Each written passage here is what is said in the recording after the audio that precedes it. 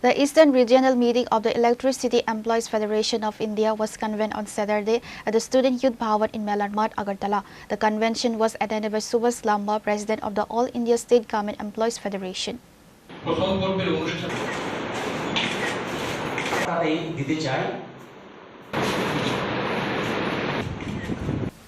Highlighting the event's significance, labor leaders noted that Electricity Employees Federation of India convened its Eastern Regional Meeting in Tripura for the first time since 2018 to strengthen its regional framework.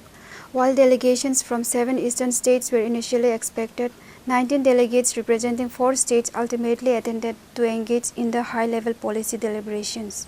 আমাদের বিদ্যুতের সারা ভারতের যে federation আছে আমাদের electricity employees federation of India তার eastern regional কমিটির meeting আজকে আমাদের এই রাজ্যে অনুষ্ঠিত হতে চলছে। সেটা ত্রিপুরা রাজ্যে প্রথম, আর কখনোই এরকম আমাদের মিটিং হয়নি।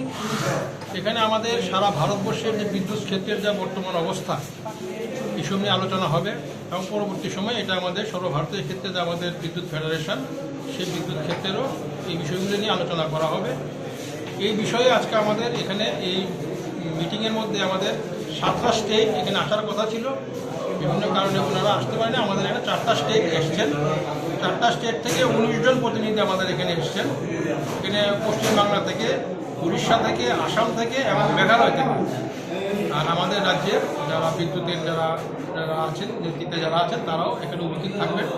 এবং সবচেয়ে বড় বিষয় হচ্ছে আমাদের সর্বভারতীয় যে সহসভাপতি কমরেড সুভাষ লাম্বা, উনিই আমাদের আজকের এই সভায় উপস্থিত হয়েছেন এবং সর্বভারতীয় একজন সভানেত্রী কমরেড বেলা পাত্র, উনিও আমাদের এই সভায় উপস্থিত হয়েছেন।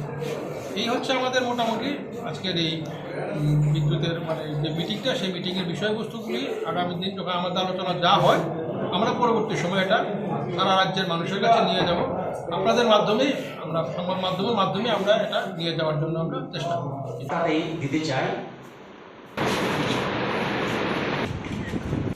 Reported by Amit from Agartala, Chini Khora.